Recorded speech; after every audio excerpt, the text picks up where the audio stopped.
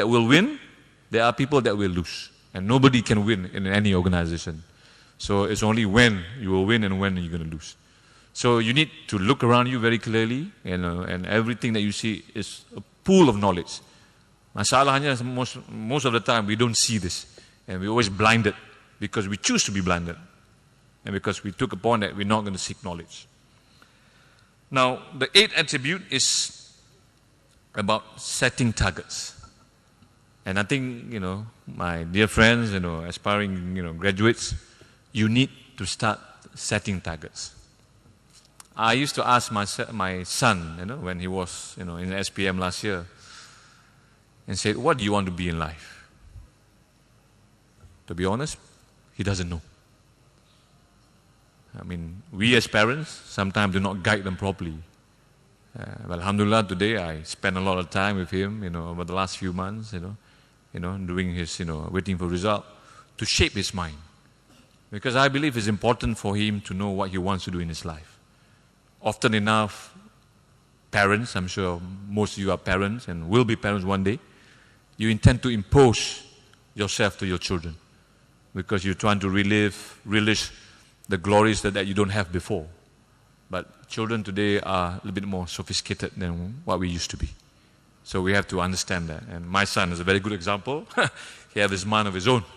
So I can no longer dictate what he wants, what I want him to do. I've accepted that. Me and my wife, we have accepted the fact, and we now allow him to find out what his own niche in what he wants to do. And our job as parents is to set targets for him and to guide him to where we want to go, to make sure that he will not make the same mistake as we go through. And that's about setting targets. I really encourage you, as you go into a company, once you have settled in, you should set your own 5-year targets. Until today, I still have this discipline about setting my own 5-year targets. And every cycle, that targets has been reviewed. Whether I want to be CEO, and I was determined at a very young age, one day I will be a CEO of a GLC company. And I had to work my way. I had to create opportunities. Sometimes not the most popular thing to do, but the day will come that some of you will become the future leaders of the country. Whether you want to be a politician, you must create a target because you have to get the skills. If you don't set the target, you'll be groping in the dark. By the time you realize the target is to be set, opportunity are lost and you're far behind from your peers. So I think it's important, every now and then, you should take a piece of paper and really ask yourself, what is it that I want to be in life? Do I want to be just a mediocre person? Do I want to be a lagger? Or do I want to be a leader? I mean, everybody has his own journey, and I'm sure most of you will decide what is right, not only for you, for your family, and for people and parents particularly that rely on you. Of course, your teachers and your professors that have taught you all they want or all they could in the 4 years at UTP. So target setting is very, very key, and that target is not cast in stone. As the economic condition change, as your life cycle change, as you get married, you have children, targets have to be a bit more what we call multidimensional. You cannot always set targets and only set target for yourself. As a bachelor, that's what I think. Always target, it's only about me and nothing else. When you go to a different phase of life, when you have family, it's about us, setting the target for the family. As you go beyond older, it's about for the children. It's not for you anymore. So targets do change, and this is about changing and adapting ourselves. And I mean, at our age, not that I'm old, but I mean, you've been through enough that it's only about your children. And that's a responsibility that you must not forget, and to make sure that you are responsible parents as much as you're going to be responsible children for your parents who are looking a day that will look at you and be very proud of whatever you want to do in life. Now, the 8 attributes are very clear. It's about, attributes in what is going to make people, you successful, in my mind, about work going forward. The other 2 attributes is about the person. It's about culture and it's about values.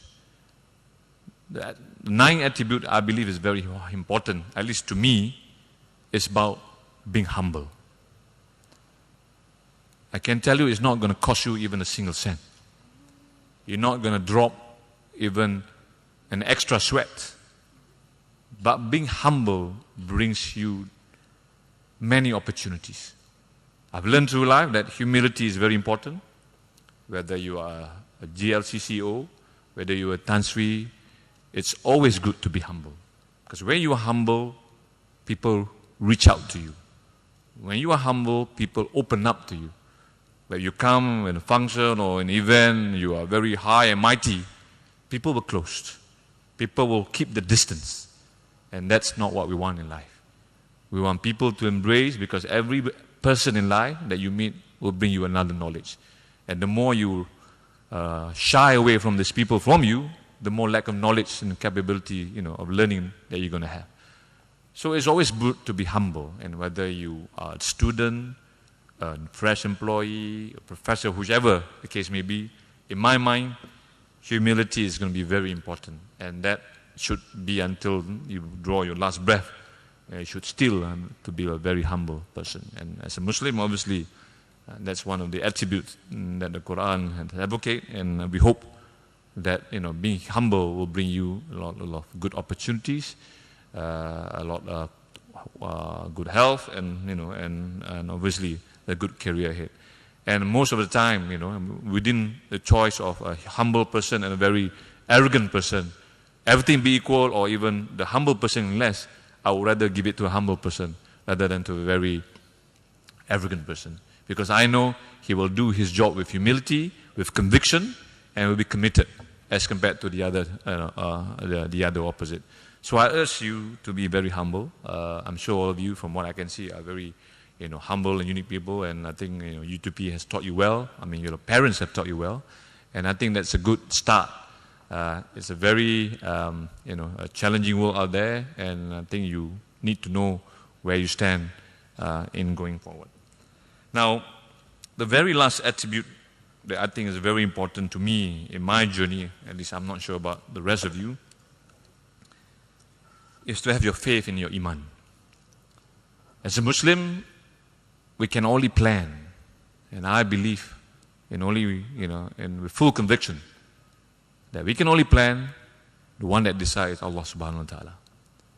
The day that you forget, the day doomsday will come to you. So whichever way you do, your iman is going to be very important. We in Proton, we have a balance of both. We share a lot of, we tried many experiments. I'd like to share you something about the Ixora that was launched by Proton, I think about a year ago. When we started the project of the Ixora, we wanted to have a project that was different, that have both its technical requirement and also spiritual. So we decided with the project team, and at that time I took it on me to be the project director of the team. I assembled a core young, enthusiastic engineers. We said we're going to continue what we do best in creating a nice car, but one thing we're going to add a dimension, which is the spiritual side. So we decided that every meetings about Ixora, whether it's a progress meeting or it's a kickoff meeting in the vendor, the meeting will start with Bismillah and Al-Fatiha. Every meeting for about 18 months. And every 3 months we will have a special prayer, Ismail Hajat, in the factory. And even the day before the car was launched, we have a mass prayer in the company to ask about guidance.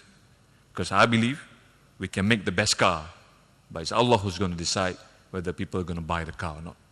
That's my strong belief. And no matter what you do in life, for